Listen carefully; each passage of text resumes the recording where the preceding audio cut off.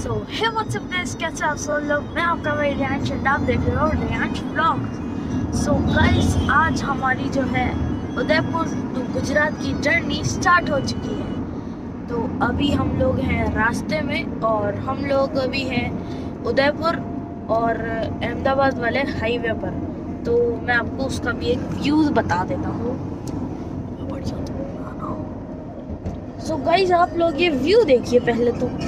ये हमारे दादाजी हैं, ये देखो देखो, ये हमारे दादाजी बैठे हैं, ये हमारे ड्राइवर जी बैठे, आई मीन मेरे पापा, और ये मेरी दादी जी बैठी है, और ये मैं बैठा हूँ, और ये मेरी मम्मी जी बैठी है, और ये हमारी एक्सयूवी है। सो गाइस, बस ऐसे ही चलते रहेंगे दिन भर और पहुंच जाएंगे। तो तब तक के लिए आप लोग एंजॉय करिए रास्ता। आई नहीं रही, आवाज ही नहीं रही।